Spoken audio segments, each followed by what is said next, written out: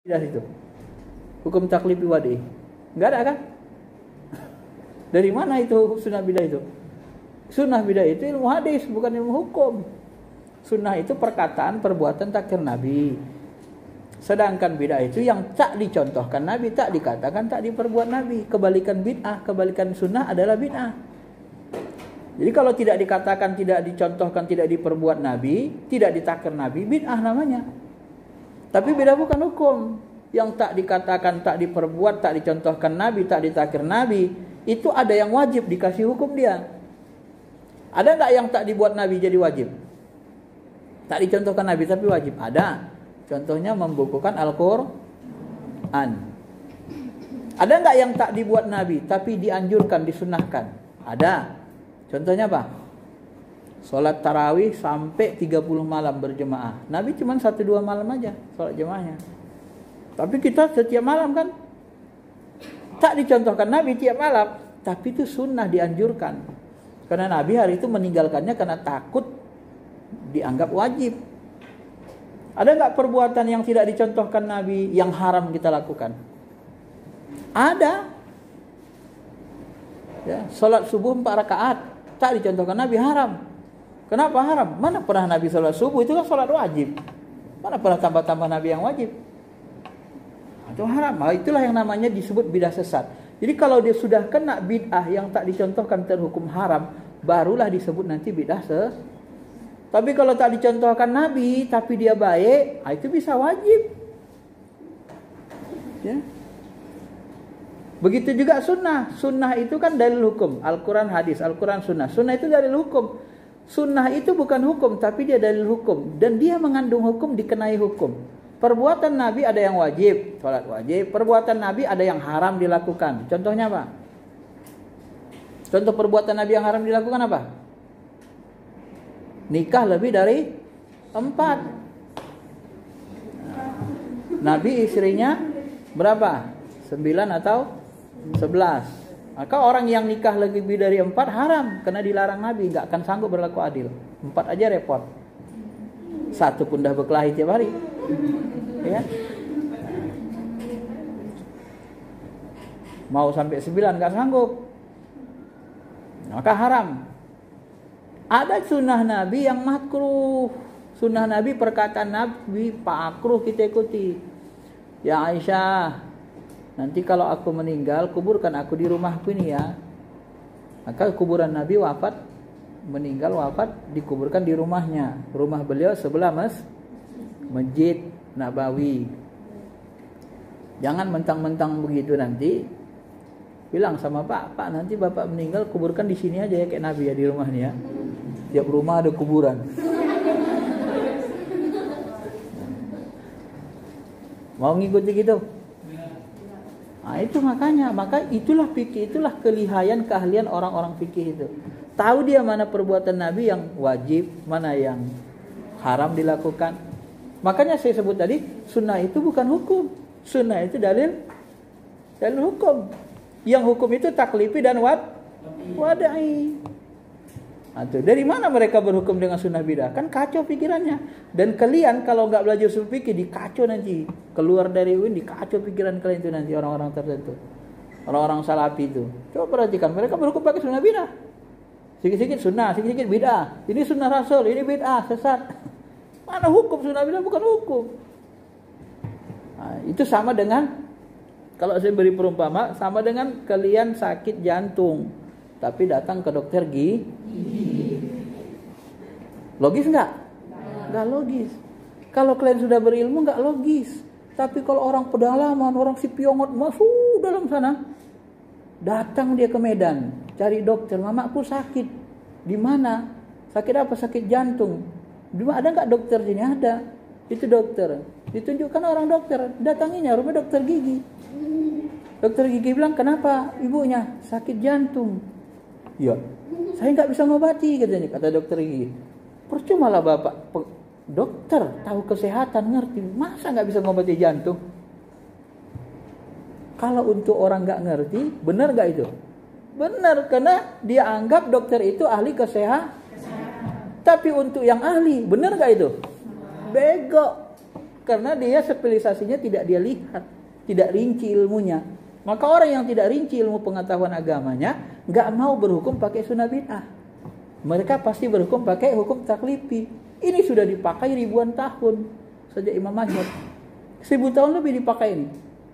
Kok bisa-bisanya datang orang sekarang berhukum pakai sunnah bid'ah? Nah, maka kalian jangan berhukum pakai sunnah bid'ah, sesat kalian nanti. Jangan ikut yang seperti itu. Itu bukan ilmu. Ilmu agama itu kan banyak. Ya. Masa kalian belajar pustaka sama orang ilmu komunikasi? Nah. Cocok nggak? Tapi kalau orang luar bilang, oh itu kan fakultas sosial juga katanya juga, kan susah kita kan. Tapi ilmunya kan beda. Sama-sama ilmu sosial, sama-sama ilmu agama, tapi spesifikasinya beda ya. Maka nanti hukum taklifi, kemudian ada hukum wada'i. Nah, di situ apa definisi wadi di makalamu? Coba baca. Definisi hukum wadi apa situ? Firman Allah Subhanahu wa taala berkaitan yang berkaitan untuk menjadikan sesuatu sebagai sebab syarat. Firman Allah berkaitan dengan sebab. Kalian kenapa wajib salat? Apa sebabnya kalian wajib salat? Karena pahala. Kenapa kalian wajib salat? Karena kalian orang Islam. Orang Kristen wajib enggak? Karena kalian sudah dewasa. Anak-anak wajib enggak?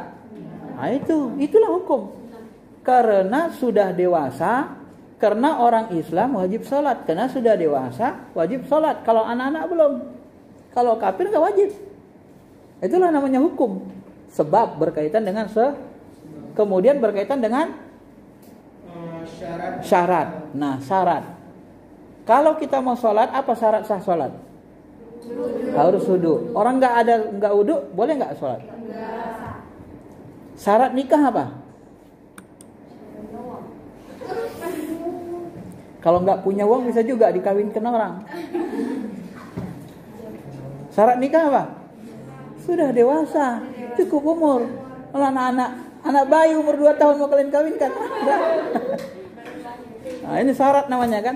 Syarat sholat apa? Wudu. Tak berwudu batal sholat, tak sah. Nah, ini namanya hukum. Ya. Kemudian yang terakhir adalah mani, penghalang. Nah, penghalang mani. Kalau kalian lagi haid boleh nggak puasa? Nggak boleh. Kenapa? Karena hadas besar. Boleh nggak sholat? Karena hadas besar. Ya. Nah makanya maaf kali kemarin kan ada situ di YouTube tuh. Orang onani tidak batalin puasa. Orang onani masuk hadas besar. Hadas besar batal puasanya. Cuma karena dia nggak tahu mani ini, usul fikih ini dipatwakannya. Emang nggak ada dalilnya yang mengatakan nggak perlu pakai dalil, nggak perlu disebutkan Nabi pun kita udah paham. Kenapa? Karena orang hadas besar itu puasa nggak boleh, sholat nggak boleh, ya kan? Megang Quran pun nggak boleh, batal puasanya. Makanya kalau kalian haid ya nggak boleh puasa, sholat nggak boleh, puasa nggak boleh. Begitu juga laki-laki kalau dia hadas besar. Makanya kalau orang tua yang berhubungan suami istri bulan Ramadan puasanya batal, bahkan dia dikasih kafarat, mengasih makan puasa 2 bulan turut-turut atau ngasih makan 60 pakaian miskin, dia kafarat, batal puasanya, suruh lagi berkafarat. Nah, tiba-tiba muncul onani tidak batalin puasa. Nah, secara fikih ini pendapat bahaya dan menurut hukum mani ini goblok gitu loh. Kenapa dia tidak paham? Karena dia tidak menguasai usul fikih sebenarnya. Ilmu berhukum itu. Jadi tidak logis. Tapi kalau dia menguasai usul fikih, maka dia tidak akan berkata begitu. Ya, itu biasanya orang yang hafal hadis. Mereka kira kalau udah tahu hadis, Quran, comot ambil Quran, ambil hadis, udah jadi hukum. Gak bisa. Metodologi berhukum itu ada caranya. Ada tata caranya. Emang kalau kita sudah punya besi, kita bisa buat mobil? Belum tentu. Mobil itu bahan bakunya besi, kaleng, kabel, ya kan? Hukum itu bahan bakunya Al-Quran, hadis. Nah, dari Al-Quran, hadis itu bahan bakunya. Tapi untuk membuat hukum harus tahu metodologi Untuk buat mobil harus tahu. Ya, nggak bisa punya bahan baku mobil, punya besi, punya ini, punya kaleng, punya kabel langsung bisa buat mobil. Belum tentu. Harus tahu tata cara buatnya. Ya. Karena Quran Sunnah itu bahan baku, dia dalil, bukan hukum, bukan ilmu, tapi dalil, sumber ilmu namanya. Nah, gitu ya. Maka kalau kita mau berbicara misalnya perpustakaan dalam Quran, nah bisa kita buat cari ayat-ayat tentang pustaka. Nah, ya kan? Baru kita buat perpustakaan dalam perspektif ayat Quran.